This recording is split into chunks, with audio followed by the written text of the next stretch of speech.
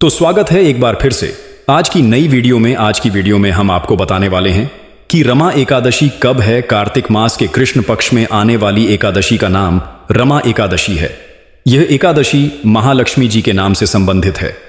ऐसा कहा जाता है कि जो इस रमा एकादशी की विधि पूर्वक पूजन करता है उसकी सारी मनोकामनाएं पूरी हो जाती हैं और उसे राधा रानी और कृष्ण भगवान की अति कृपा मिलती है। लेकिन आखिर इस एकादशी की पूजा कैसे की जाए, रमा एकादशी की पूर्ण विधि दिन बताने वाले हैं, जिससे कि आपको पता लग जाए कि रमा एकादशी कब की है। इस व्रत को करना यानी कि श्री कृष्ण की भक्ति जागृत करना है। शंकर पुराण में कहा गया है कि अगर कोई अच्छे भक्ति के साथ एकादशी व्रत का विधि पूर्वक पालन करता है तब उसे चतुर्वर्ग की प्राप्ति होती है, परंतु उससे ये सब चीज तुच्छ लगने लगती है और उसे भगवान कृष्ण के प्रति शुद्ध भक्ति का अनुभव हो जाता है।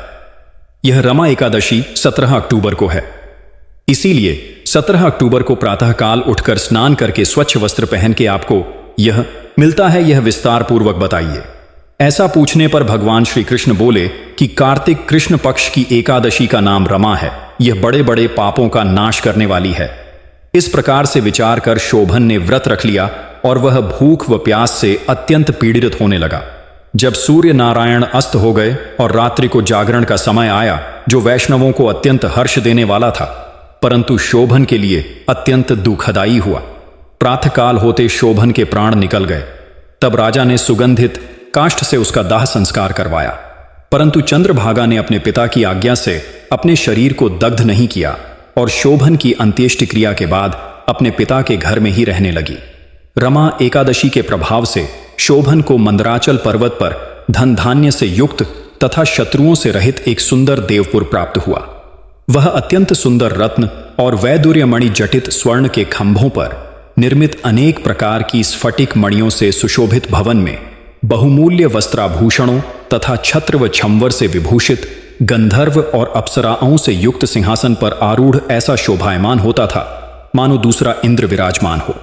एक समय मुचुकुंद नगर में रहने वाले एक सोम शर्मा नामक ब्राह्मण तीर्थ यात्रा करता हुआ घूमता घूमता उधर जा निकला और उसने शोभन को पहचान कर कि यह तो राजा का जमाई शोभन है, उसके निकट गया। शोभन भी उसे पहचान कर अपने आसन से उठकर उसके पास आया और प्रणामादि करके कुशल प्रश्न किया।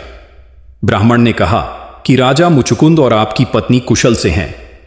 नगर में भी सब प्रकार से कुशल हैं, परंतु हे राजन, हमें आश्चर्य हो रहा है। आप अपना वृत्तांत कहिए कि ऐसा सुंदर नगर जो न कभी देखा न सुना आपको कैसे प्राप्त हुआ। तब शोभन बोला कि कार्तिक कृष्ण की रमा एकादशी का व्रत करने से मुझे यह नगर प्राप्त हुआ, परंतु यह अस्थिर है। यह स्थिर हो जाए ऐसा उपाय कीजिए। ब्राह्मण कहने लगा कि हे राजन, यह स्थिर क्यों नहीं है और कैसे स्थिर हो सकता है, आप बताइए, फिर मैं अवश्यमेव वह उपाय करूंगा। मेरी इस बात को आप मिथ्या न समझिए। शोभन ने कहा कि मैंने इस व्रत को श्रद्धा रहित होकर किया है, अतः यह सब कुछ अस्थिर है। यदि आप मुचुकुंद की कन्या चंद्रभागा को यह सब वृत्तांत कहें तो यह स्थिर हो सकता है।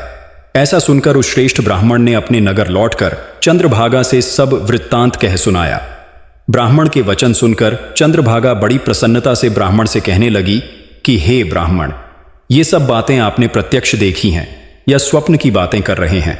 ब्राह्मण कहने लगा कि हे पुत्री, मैंने महावन में तुम्हारे पति को प्रत्यक्ष देखा है, साथ ही किसी से विजय न हो ऐसा देवताओं के नगर के समान उनका नगर भी देखा है। उन्होंने यह भी कहा कि यह स्थिर नहीं है। जिस प्रकार वह स्थिर रह सके सो उपाय करना चाहिए। चंद्रभागा कहने लगी, हे विप्र, तुम मुझे वहां ले चलो। मुझे पतिदेव के दर्शन की तीव्र लालसा है। मैं अपने किए हुए पुण्य से उस नगर को स्थिर बना दूंगी। आप ऐसा कार्य कीजिए जिससे उनका हमारा संयोग हो, क्योंकि वियोगी को मिला देना महान पुण्य है।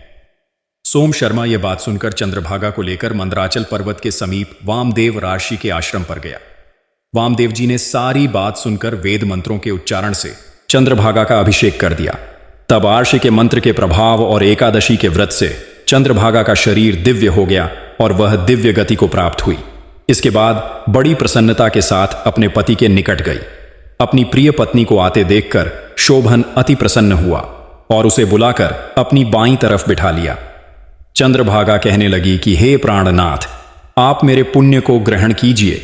अपने पिता के घर जब मैं 8 वर्ष की थी तब से विधिपूर्वक एकादशी के व्रत को श्रद्धापूर्वक करती आ रही हूं। इस पुण्य के प्रताप से आपका यह नगर स्थिर हो जाएगा तथा समस्त कर्मों से युक्त होकर प्रलय के अंत तक रहेगा। इस प्रकार चंद्रभागा ने दिव्य आभूषणों और वस्त्रों से सुसज्जित होकर अपने पति के साथ आनंद पूर्वक रहने लगी। हे राजन, यह मैंने रमा एकादशी का माहात्म्य कहा है। जो मनुष्य इस व्रत को करते हैं उनके ब्रह्म हत्यादि समस्त पाप नष्ट हो जाते हैं। कृष्ण पक्ष और शुक्ल पक्ष दोनों की एकादशियां समान हैं, इनमें कोई भेदभाव नहीं है, दोनों समान फल देती हैं। जो मनुष्य इस महात्म्य को पढ़ते अथवा सुनते हैं वे समस्त पापों से छूटकर विष्णु लोक को प्राप्त होता है।